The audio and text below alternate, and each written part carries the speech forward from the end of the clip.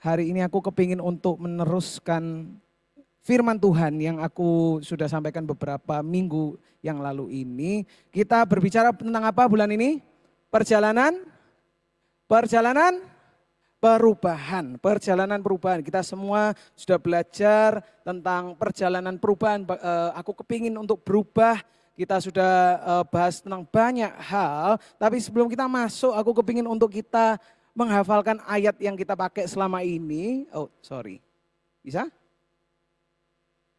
Itu dia. Roma 12 ayat 2. Oke, semuanya ingat ayat ini? Ingat ya, kalau aku kosong-kosongin kayak gini bisa lah ya dibaca. Oke, kita baca sama-sama ya. 1, 2, 3. Janganlah kamu menjadi serupa dengan dunia ini, tetapi berubahlah oleh sehingga kamu dapat membedakan manakah kehendak Allah, apa yang baik, yang berkenan kepada Allah, dan yang sempurna. Sip, kasih tepuk tangan untuk diri kalian semua.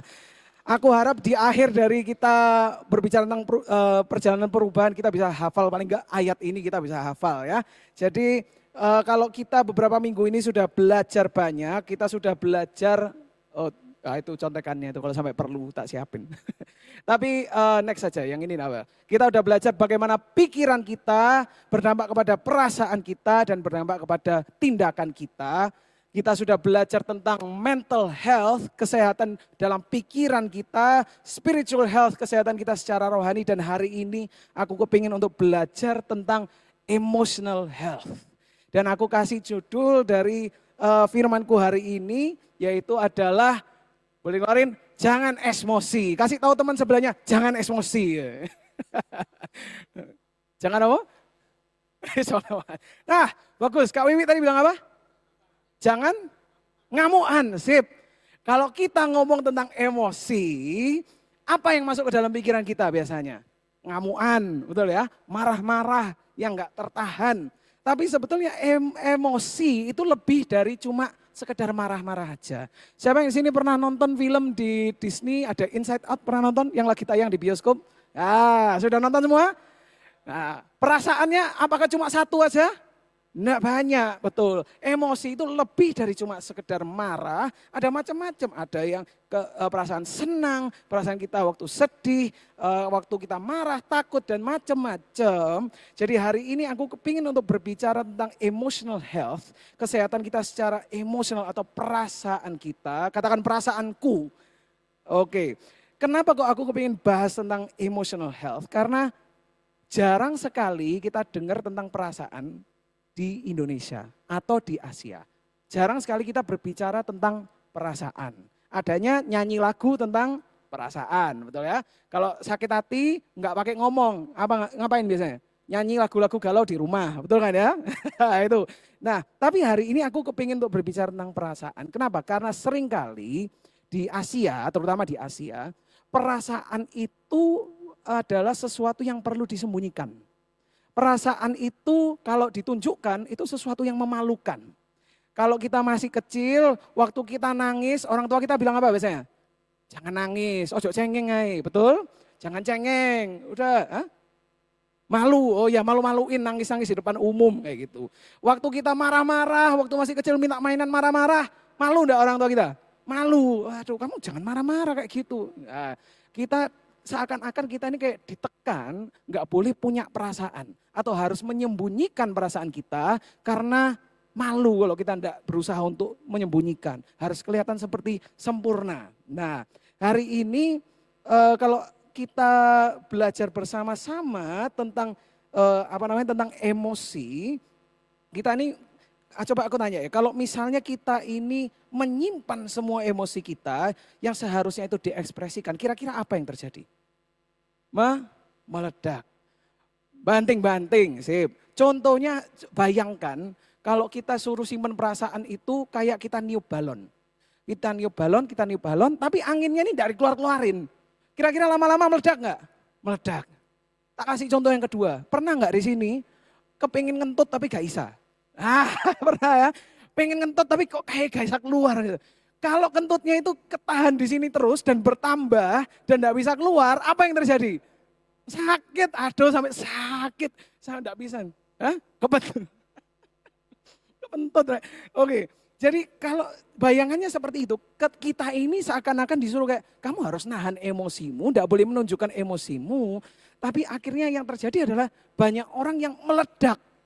Entah itu meledaknya marah-marah enggak karu-karuan, makanya kita ngomong sama orang jangan emosi, pikirannya langsung marah. Atau yang enggak boleh sedih, mereka sampai nangis-nangis enggak karuan. Tapi kalau ketemu orang lain, seakan-akan harus kayak enggak pernah nangis. Nah, kayak seakan-akan kayak, oh ya aku enggak apa-apa, padahal dalam hati itu lagi sakit hati, gitu, lagi patah hati. Nah hari ini kita mau belajar bersama-sama, kenapa sih penting untuk kita ini belajar untuk memproses atau mengatur emosi kita. Kenapa kok penting kita ini untuk mengatur emosinya kita. Nah sebelum kita belajar mengatur dulu, aku kepingin kita untuk belajar 4 hal. Yang pertama cepat aja, yaitu adalah yang pertama, katakan bersama-sama, punya perasaan itu normal. Punya perasaan itu normal. Kalau kita sedih, sedih itu normal atau enggak? Marah itu normal atau enggak? Marah itu dosa atau enggak? Kok bisa? Ya. Marah itu enggak dosa, karena punya perasaan itu normal. Dan bahkan yang nomor 2 dikatakan Tuhan itu menciptakan kita untuk punya perasaan. Bahkan perasaan-perasaan yang kita pikir ini perasaan negatif pun itu sebetulnya itu ada gunanya. Kenapa kok kita ini diciptakan punya perasaan untuk marah? Kenapa? Kalian bisa bayangin kalau di sini punya pacar atau punya pasangan, pasangan kalian digangguin, kira-kira kalian marah enggak? Yang cowok-cowok marah enggak kira-kira? Marah.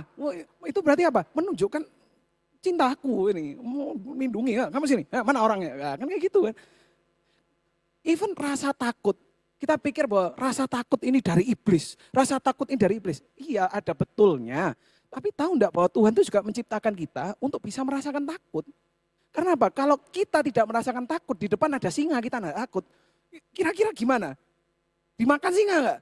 Kalau kita enggak punya rasa takut, kita jalan-jalan di ujungnya gunung gitu, kayak mau jatuh gitu, kita jalan-jalan kayak gini, enggak takut. Kenapa kok kita diberikan kemampuan untuk merasakan ketakutan, itu supaya kita tahu, oh ini tuh berbahaya. Ketakutan itu alarm. Nah nanti kita akan belajar lebih dalam tentang ketakutan. Yang ketiga adalah Tuhan pun juga punya perasaan. Tuhan juga marah. Firman Tuhan mengatakan Yesus waktu itu marah. Kenapa? Karena ada orang-orang jualan di bait Allah. Bait Allah dibuat jadi kayak pasar kayak gitu. Marah dia. Tuhan juga bisa sedih. Tuhan bisa senang. Kita diciptakan seperti Tuhan, serupa dengan Tuhan. Berarti apa? Tuhan itu punya perasaan, makanya kita diciptakan juga punya perasaan. Dan yang terakhir adalah Tuhan ingin untuk punya hubungan yang penuh dengan perasaan. Kalau kita tidak punya perasaan, jadinya seperti apa? Robot. Bisa bayangin pacaran sama robot? Tidak ada perasaan. Kita tunjukin, ini lucunya. Aku lagi sedih. Gitu. Cuma gitu aja. Kayak sama robot. Tapi Tuhan kepingin untuk punya hubungan dengan kita yang penuh dengan perasaan. Nah dari 4 ini kita akan baca sama-sama di Markus 12. Boleh next? Markus 12 ayat 29 sampai 30. Hukum yang terutama adalah apa? Kasihilah Tuhan Allahmu dengan segenap hatimu, dengan segenap jiwamu, dan dengan segenap akal budimu, dan dengan segenap kekuatanmu. Ini menarik sekali kalau kalian baca. Dengan segenap hatimu. Hati itu melambangkan apa? Perasaan. Dengan segenap jiwamu, dengan segenap akal budimu, pikiranmu, dan segenap kekuatanmu. Bahkan secara fisik pun kita semuanya pakai semuanya ini untuk mengasihi Tuhan. Jadi Tuhan itu enggak cuma mau kita rohanian aja, tapi Tuhan tuh kepingin kita punya hubungan yang penuh dengan perasaan. Otak melambangkan pikiran, hati melambangkan perasaan. Dan Tuhan ini kepingin ada sebuah ekspresi perasaan dalam hubungan kita sama Dia. Nah seperti itu. Nah kenapa kok kita ini perlu untuk mengatur perasaan? Ini yang penting. Aku kepingin pakai contoh nih. Aku pakai Kak Fori aja deh Kak Fori. Aku minta tolong Kak Fori. Oke. Kak Fori, tolong berdiri di depan. Di sini. Ya berdiri di depannya kursi. Ya. Ngadep ke sana, ngadep ke sana. Ya, ngadep ke sana. Oke, sekarang aku minta tolong untuk tutup mata. Tutup mata dulu. Tutup mata dan aku minta tolong untuk angkat tangan. Angkat tangan. Dua-duanya, dua-duanya. Ya, angkat tangan. Oke. Tutup mata, jangan jangan dibuka ya. Tinggal mulai. Oke. Pertanyaannya adalah Kak Fori, kalau misalnya Kak Fori aku suruh duduk, di belakang ini ada kursi atau enggak? Ada, oke. Aku suruh duduk berani? Berani, oke sip. Oke sekarang pertanyaannya adalah, kalau aku suruh Kak Fori untuk duduk sekarang, berani atau enggak? Kenapa? Oh, oke. Di belakangnya ada kursi atau enggak? Enggak ada, oke. Sekarang kita coba ya Kak ya. Satu, dua, tiga, ya. Ada kursi enggak? Ada. Walaupun sepertinya kadang kita merasa enggak ada kursinya, aku tadi dengar kok enggak ada diseret tadi kursinya. Tapi ternyata kursinya itu ada. Nah, thank you Kak Fori. Kasih tepuk tangan untuk Kak Fori. Nah, ini adalah sebuah contoh, sebuah peraga yang aku mau kasih tahu kalian. Kenapa sih penting untuk perlu mengatur perasaan atau perlu mengatur emosi kita. Yang pertama adalah, boleh next, perasaanku bisa salah. Tadi waktu kita lihat Kak Fori, kita merasa bahwa kadang tuh merasa, loh kursinya itu sudah pindah, tidak ada kursi di belakangku. Tapi perasaan kita itu bisa salah. Perasaan kita itu bisa tidak benar, ternyata kenyataannya tidak seperti itu. Tapi aku yang merasakan seperti itu. Pernah nggak kita ketemu sama orang, belum ngomong sama dia, baru ngeliat mukanya, sudah tidak suka sama orang itu. Pernah? Aduh orang iki mencekno koyoke. Mencekno padahal belum ngomong, belum kenalan, kayaknya mencekno ini. Ternyata waktu setelah ngobrol-ngobrol kita oh ternyata anaknya oke, anaknya baik. Nah, pernah kayak gitu? Perasaan kita bisa berbohong, perasaan kita bisa salah. Nah itu kalau kita buka bersama-sama di Amsal 14, boleh dibuka next. Amsal 14, baik, oke. Kita baca sama-sama ya. 1, 2, 3. Ada jalan yang disangka benar oleh seseorang, tetapi ujungnya adalah jalan menuju maut. Dalam tawa pun hati dapat merana dan sukacita dapat berakhir dengan duka cita. Apa yang kita rasakan itu belum tentu betul. Boleh katakan sama-sama 1, 2, 3. Apa yang aku rasakan? Ikuti, apa yang aku rasakan belum tentu betul. Kecepatan Jessica. Apa yang aku rasakan belum tentu betul. Perasaan kita bisa salah. Ada orang yang berpikir bahwa jalannya ini, dia pikir ini benar. Dia merasa jalannya ini benar, tetapi ujungnya itu ternyata maut. Perasaan kita bilang ini kayaknya benar, tapi bukan, ini salah. Dalam tawa pun hati dapat merana. Kita bisa ketawa, tapi ternyata di dalam ini menderita. Dan sukacita dapat berakhir dengan duka cita. Perasaan kita bisa salah. Perasaan kita bisa berbohong. Dan yang kedua adalah perasaanku bisa apa? Memanipulasi aku.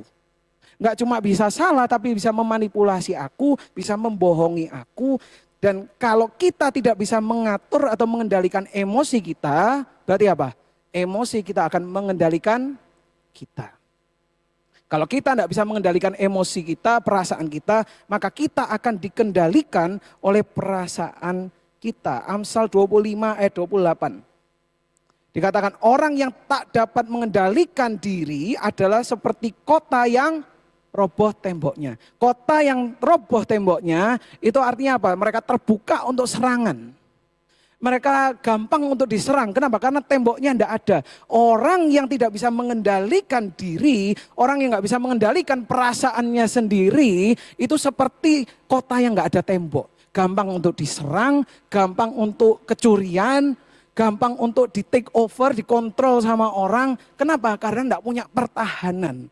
Nah kalau prinsip ini kita belajar dari ayat ini itu sama seperti prinsip kita hari ini. Bahwa kalau kita tidak tahu cara mengendalikan perasaan kita, perasaan itu akan mengkontrol kita. Dan bahkan ada orang-orang di luar sana dan bahkan iblis pun akan memakai bagaimana caranya supaya perasaanmu ini bisa mengontrol kamu ke jalan yang lebih tidak benar. Kalau kita belajar, kalau kita nonton TV ya, nonton apa biasanya ada iklan. Iklan itu adalah orang-orang yang berusaha untuk mengkontrol emosinya kita. Makanya kalau kita nonton iklan kadang, wah kok kayak terharu nonton iklan. Ternyata iklannya iklan asuransi. Betul? Oh iklannya ini lucu, ketawa-ketawa. Ternyata iklannya ini tentang Coca-Cola misalnya gitu. Akhirnya di akhir tuh apa? Jadi pengen Coca-Cola aku. Karena apa? Kita dikendalikan oleh emosinya kita. Kalau kita tidak mengendalikan, maka kita akan dikendalikan. Hari ini kita belajar bersama-sama itu yang nomor 2. Dan kalau hidupnya kita ini dikendalikan oleh perasaan kita, oleh apa? Contohnya ketakutan kita, iri hati, oleh hal-hal yang lain pun. Apa yang terjadi? Perasaan kita bisa menjadi apa? Berhala.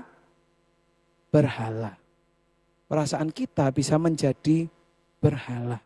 Kenapa? Karena kita hidup ini bukan dituntun oleh Tuhan, kita hidup bukan untuk Tuhan, tetapi kita hidup untuk dan dituntun oleh perasaannya kita. Pernah dengar kata-kata yang mengatakan yang penting happy?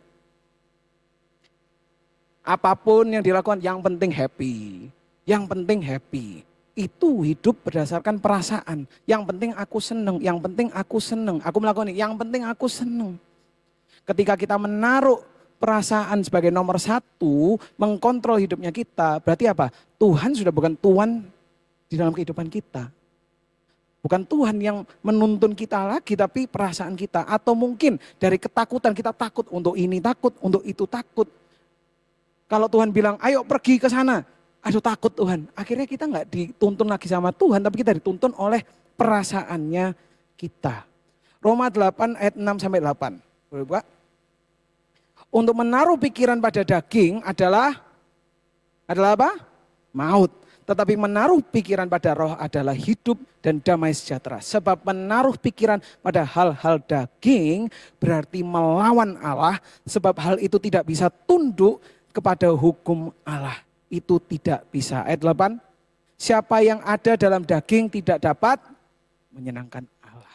Kalau kita hidup dikontrol dengan kedangian kita, dengan perasaan kita, dengan emosi kita tidak bisa menyenangkan Allah. Kenapa? Karena Tuhan sudah bukan nomor 1 di hidupku, perasaanku nomor 1. Yang keempat, perasaanku, kalau tadi kita udah belajar bisa salah, bisa memanipulasi, bisa menjadi berhala. Yang terakhir adalah bisa membuatku gagal. Siapa yang di sini kepingin untuk berhasil? Siapa yang kepingin sukses? Kepingin semua untuk sukses. Tapi perasaan atau emosi kita kalau tidak bisa dikendalikan itu bisa membuat kita gagal. Kalau kalian belajar di YouTube ngelihat tentang orang-orang yang berhasil, kok bisa mereka berhasil? Jawabannya satu, mereka bilang kita bisa disiplin. Apa sih disiplin itu? Disiplin adalah mengendalikan perasaannya kita. Hari ini kamu mau ngapain? Aduh gak tahu ya, kok males aku gak tahu mau ngapain. Pengennya lele di rumah, tidur-tiduran, mainan. Atau pengennya jalan-jalan ke mall. Besok mau ngapain? Besok juga masih capek kayaknya, aku tak istirahat dulu. Sampai 1 bulan masih capek. Kalau kita mengikuti perasaan kita bisa menggagalkan kita. Kita nggak akan nyampe kepada tujuan kita. Kenapa? Karena kita mengikuti perasaan kita. Ada enggak disiplin itu yang enak? Semua yang namanya disiplin itu enggak enak. Nggak nyaman, harus bangun pagi, bangun pagi. Atau mau olahraga, olahraga aja capek. Selalu ada alasan. Tetapi perasaan kita, kalau kita mengikuti perasaan kita itu bisa membuat kita gagal. Nah, kalau mau sukses, ini satu lagi, kalau kita mau sukses, kita harus berani terbuka untuk menerima apa yang kita tidak sukai. Contohnya nih, ada orang ngomong, aku boleh nggak ngasih masukan? Kamu ini kurang gini. Wah, kalau kita mengikuti perasaan kita sakit hati, kira-kira terbuka atau tertutup? Tertutup, langsung nggak mau. Ciri-ciri orang yang sukses adalah orang yang tidak dikendalikan oleh emosinya. Mungkin kita bisa nggak setuju, mungkin kita bisa marah, tapi kita bilang, oh ya, thank you, terima kasih untuk masukannya. Atau mungkin kita harus melakukan hal-hal yang kita rasa tidak mau melakukan. Bersihin kamar mandi, ngosek kamar mandi. Aduh, aku tidak suka ngosek kamar mandi. Tapi kalau kamar mandinya nggak dikosek 1 tahun gimana? Bau enggak? Bau. 1 bulan aja bau, 1 minggu aja bau. Kadang kita harus melakukan hal-hal yang kita tidak mau lakukan. Kadang kita harus menerima apa yang kadang kita tidak mau menerima. Itu caranya supaya kita bisa menjadi orang yang sukses. Perasaan kita, kalau kita ikuti terus dan mengendalikan kita, bisa membuat kita gagal. Nah, itu dia. Nah, ada satu pepatah yang mengatakan, lebih baik pahit tapi jujur daripada manis tapi bohong. Nah, lebih baik pahit tapi baik untuk aku daripada yang manis tapi ternyata bohong, gitu kan? Betul. Oke. Nah, Amsal 5 ayat 23. Boleh buka sama-sama? Kita baca sama-sama ya. 1, 2, 3. Dia akan binasa karena menolak didikan dan tersesat karena bebalnya keterlaluan. Orang yang tidak mau belajar, orang yang mengikuti perasaannya, mungkin aku merasa aku yang paling benar, aku merasa aku tidak pernah salah, aku merasa bahwa aku sudah sempurna. Orang yang yang mengikuti perasaannya, dia akan binasa karena menolak didikan, tersesat karena bebalnya keterlaluan. Aku senang transition yang ini. Bebalnya keterlaluan. Seperti itu. Nah, hari ini boleh next 1 Petrus 4 ayat 1 sampai 2. Aku mau bacakan ayat dari sini. Jadi karena Kristus telah menderita secara jasmani, hendaklah kamu mempersenjatai dirimu dengan pikiran yang sama. Sebab orang yang telah mengalami penderitaan jasmani telah berhenti berbuat dosa. Next ayat yang kedua. Sehingga dalam menjalani sisa hidup di dunia ini, dia tidak lagi mengikuti keinginan apa? Tetapi kehendak Allah. Kita tidak lagi mengikuti keinginan kita, perasaan kita, tetapi kita mengikuti kehendak Allah. Hari ini kalau kita bilang aku mau untuk nggak dikendalikan oleh emosiku, aku mau untuk nggak dikendalikan oleh perasaanku, tapi gimana caranya? Bagaimana caranya kita bisa mengendalikan kembali perasaan atau emosi kita? Boleh next? Yang pertama adalah kita perlu untuk cari tahu dulu. Katakan cari tahu.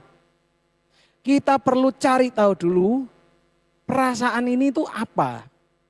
Dan yang kedua adalah kita perlu cari tahu penyebabnya itu apa. Kenapa kok aku merasa seperti ini. Kita tidak bisa mengendalikan apa yang kita tidak ketahui. Sekarang aku menanya, siapa yang di sini bisa mengendalikan siklos? Wah, nggak ada yang angkat tangan kan? Ada yang tahu siklos apa? Bingung, Kak Wiwi mikir banget, sangat fokus. Siklos apa? Nah, aku kasih tunjuk siklos apa. Boleh next? Ini namanya siklos. Nah, langsung semua. Oh alah, apa Kak Wi? Becak. Siklos itu di Vietnam namanya adalah becak. Jadi kalau sekarang aku tanya, ada nggak yang bisa mengendalikan siklos? Gampang nggak pakai mengendalikan siklos? Bisa? Ah bisa. Kenapa? Kenapa kok kita bilang bisa? Karena kita tahu siklos itu apa, baru kita bisa ngomong, oh iya bisa dikendalikan. Kalau tadi kita enggak tahu, kita berusaha, bisa enggak mengendalikan siklos? Opo yo siklos, gak ngerti aku mulai dari mana. Mau belajar untuk mengendalikan aja enggak bisa, kenapa? Kita enggak tahu itu apa. Kalau kita mau untuk mengendalikan perasaan kita, emosi kita harus cari tahu dulu. Yang pertama, apa yang aku rasakan? Boleh next? Apa yang aku rasakan? Oh sorry, baik ya. Yang kedua adalah penyebabnya apa? Kenapa aku merasa seperti ini? Contohnya, apa yang aku rasakan? Aku marah. Oke marah. Kenapa kok merasa seperti ini? Ternyata lapar. Oh iya pantas lapar. Kasih makan. Oke. Makan sneaker. Ya betul. Atau mungkin aku takut. Kenapa aku takut? Karena aku mau kehilangan pekerjaan. Oh baru tahu. Oke sekarang kita bisa kendalikan gimana caranya. Kita harus tahu dulu apa, setelah itu kita harus tahu kenapa. Dan kalau sudah tahu kedua itu perlu untuk yang namanya diuji. Katakan diuji. Diuji atau dipertanyakan. Mazmur 26 ayat 2 mengatakan, ujilah aku ya Tuhan, ini Daud yang mengatakan, dan cobalah aku, selidikilah batinku dan hatiku. Lambang untuk perasaanku, selidikilah hatiku, perasaanku Tuhan. Maksudnya diuji itu seperti apa? Semua yang kita belajar ini, semua yang aku rasakan itu belum tentu benar. Bisa salah. Berarti perasaan ini itu harus diuji terlebih dahulu. Dan kadang sangat mudah untuk menguji perasaan kita kalau kita tuh punya teman. Kalau sini punya teman atau punya pasangan, ayo coba bantu uji perasaanku. Aku merasa seperti ini, betul apa enggak sih? Di Ayub 15 ayat 12 sampai 13 itu bercerita tentang Ayub dan Elefas. Waktu Ayub itu sedang sengsara, Elefas temennya itu ngomong gini sama dia. Mengapa engkau dihanyutkan oleh perasaan hatimu dan mengapa matamu menyala-nyala sehingga engkau memalingkan hatimu menentang Allah dan mulutmu mengeluarkan perkataan serupa itu. Kenapa perasaanmu seperti itu? Apa betul memang kamu merasakan itu? Pertanyaan apa sih yang kita perlu tanyakan kalau mau menguji atau mempertanyakan? Next. Oh sorry, back. Ya ini dia. Diuji atau dipertanyakan. Kalau kita sudah tahu apa dan kenapa, kita perlu tanya, apa betul ini yang aku rasakan? Apa betul ini akibat ini penyebabnya? Dan kalau sudah menanyakan itu, apakah ini membangun atau menghancurkan hidupku? Apa yang aku rasakan? Kenapa aku merasa seperti ini? Apa betul ini yang aku rasakan? Are you sure? Apa betul? Dan apakah itu membangun atau tidak? Membangun atau menghancurkan kita untuk membawa kita lebih dekat ke goalnya kita. Aku mau kasih contoh. Di sini pernah merasakan lapar? Kenapa kok bisa lapar? Karena belum makan. Aku mau kasihin ceritaku sedikit. Aku pernah lapar banget. Dan waktu itu aku pikir-pikir, ini aku waktu buat firmannya aku pikir-pikir lagi. Oh iya ya, aku biasanya lapar. Lapar tuh karena apa? Ya karena aku kepingin makan. Lalu aku mulai menguji kembali, mempertanyakan kembali, apa betul aku ini lapar karena belum makan? Ternyata enggak. Alasannya adalah aku kepingin makan karena aku lagi stres. Bukan karena lapar, tapi karena stres. Akhirnya kita, oh ternyata aku laparnya ini bukan karena betul-betul lapar, tapi karena aku stres, karena aku bingung, karena aku marah. Akhirnya aku bilang apa? Oke lah. Apakah ini membangun atau menghancurkan aku kira-kira? Apalagi kalau mau makannya makanan sing berlemak banget yang porsinya sangat besar. Kira-kira membangun aku atau menghancurkan aku? Udah nasi padang. Nasi padang. Menghancurkan aku. Mungkin kita bisa pikir, loh itu kan membangun, akhirnya kita bisa kenyang. Tapi tidak menyelesaikan masalah. Malah bikin masalah, besoknya aku aduh naik lagi timbanganku. Bikin masalah. Apa yang menjadi perasaan kita dan apa betul perasaan itu? Aku kasih satu contoh lagi. Kalau di sini ada yang pacaran atau yang lagi cari pacar. Seneng sama cowok, wah. Perasaan yang dirasakan apa? Jatuh cinta, seneng, wah seneng. Kenapa kok jatuh cinta? Soalnya ada cowok ini, ada cewek ini. Pertanyaannya, apa betul kamu seneng karena jatuh cinta? Apa betul? Apa jangan-jangan kita seneng itu karena hawa nafsu kita? Gak pernah terpikir kan? Apakah kita seneng karena ditraktir-traktirnya? Dibeli-beliinnya, bukan senang sama orangnya. Walaupun mungkin kita tahu orangnya ini toksik, orangnya ini tidak baik untuk kita, tapi kita tetap wah gitu. Aku jatuh cinta sama dia. Apa betul? Dipertanyakan, diuji, apa betul aku ini memang senang sama dia? Apakah betul aku perasaanku ini beneran atau enggak? Kalau memang betul dan itu membangun kalian, good, bagus. Tapi kalau apa yang kita rasakan itu malah menghancurkan kita, apa yang perlu kita lakukan? Next yang ketiga, kita tolak atau disalurkan. Kalau kita punya perasaan yang menjatuhkan kita atau menghancurkan kita perlu untuk tolak atau salurkan. Filipi 2 ayat 5, boleh buka?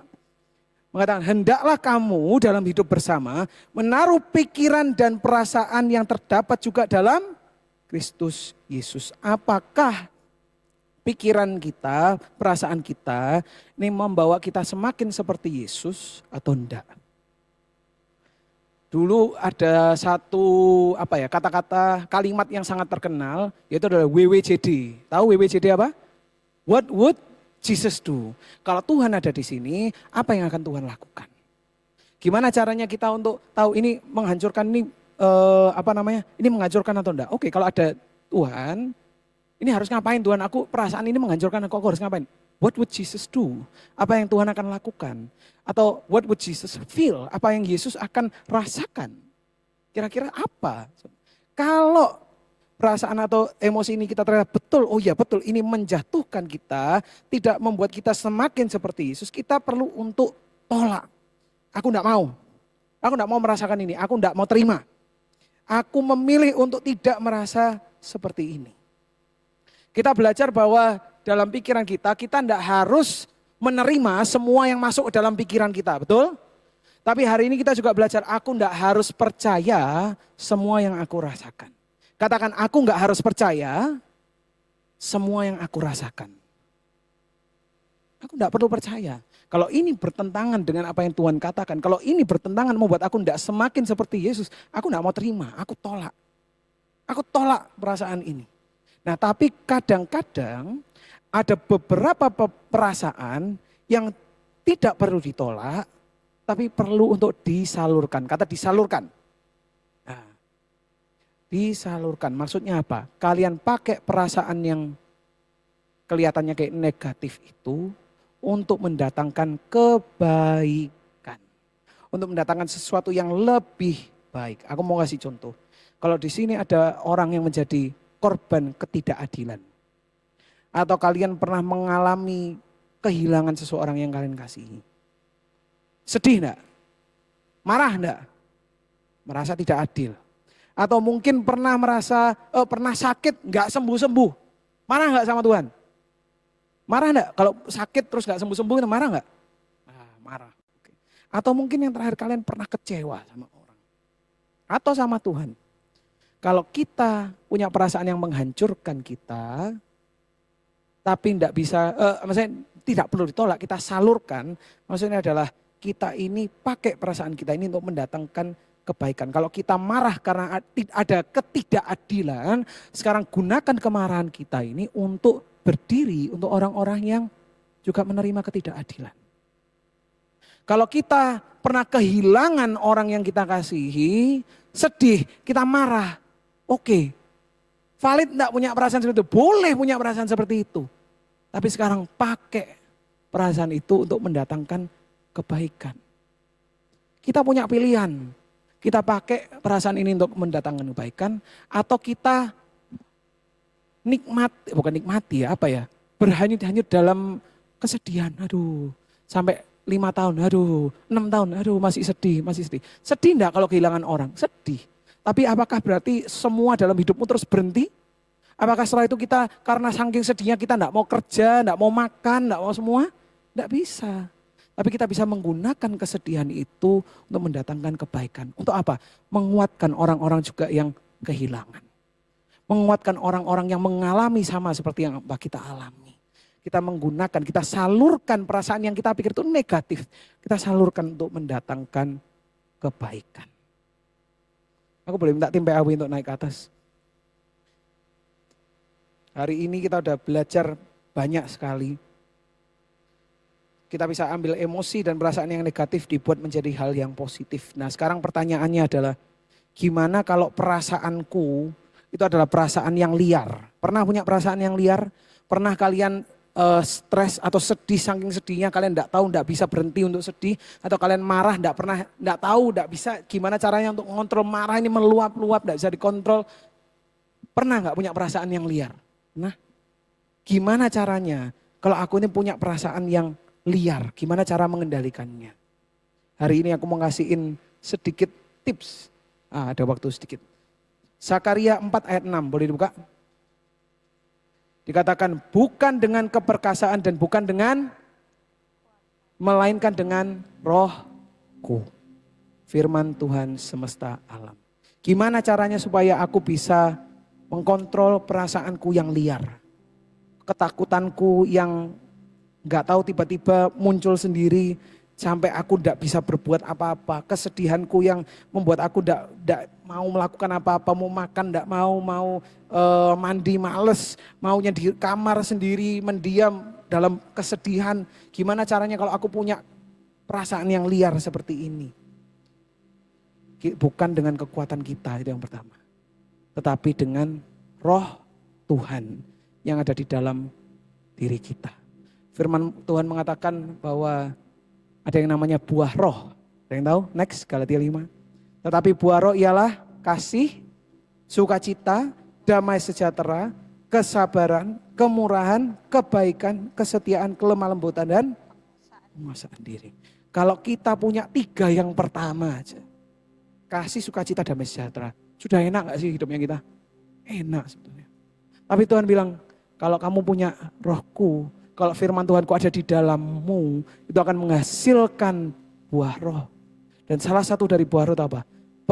Penguasaan diri, pengendalian diri. Seringkali kita pikir kalau kita semakin membaca firman Tuhan, kita semakin dekat sama Tuhan, itu kita jadi orang yang kayak freak. Orang yang sangat kayak legalistik, yang sangat kudus, yang datang ke gereja harus seperti malaikat. Kayak seakan-akan kayak aduh aku kok gak mau jadi kayak orang seperti itu. Tapi kenyataannya ketika kita ini mendekatkan diri sama kita, apa yang terjadi? Kita ini mendapatkan lebih banyak penguasaan diri.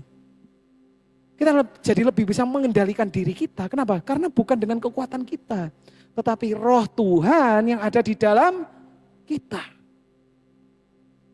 Dan kalau kita kepingin untuk bisa mengendalikan diri kita, kita perlu untuk minta sama Tuhan. Boleh dibuka poin yang selanjutnya? Keluarin semua aja enggak apa-apa. Bagaimana cara kita mengendalikan perasaan emosi yang liar? Setiap hari minta Tuhan penuhi dengan Roh Kudus. Roh Kudus penuhi hidupku. Yang kedua, setiap hari minta Tuhan membantu menjaga mulutku. Mulut kita ini, itu kalau bayangannya seperti kapal yang besar, yang mengendalikan itu kecil. Firman Tuhan mengatakan bahwa mulut kita ini seperti alat pengendali yang kecil ini. Apa yang kita katakan, seringkali itu yang kita lakukan dan rasakan. Kenapa? Karena itu adalah luapan dari hati kita. Mulut kita adalah luapan dari hati kita. Beberapa minggu yang lalu, Pastor Fani itu ngomong gini sama aku. Mama sekarang gak mau ngomong, saya sibuk. Waktu aku dengar kayak gitu, aku agak ketawa. Ya, kalau namanya orang sibuk, ngomong sibuk kan ya gak apa-apa. Tapi waktu aku merenungkan untuk firman ini, Tuhan ngomong, kamu hati-hati dengan apa yang kamu katakan. Karena apa yang kamu katakan itu adalah luapan hatimu. Apa yang ada di dalam hatimu. Bukan berarti kamu gak sibuk, tetapi waktu kamu ngomong aku sibuk, itu seperti kamu gak peduli. Aku sibuk kok, aku sibuk. Aku mau ketemu, aku sibuk, gak bisa.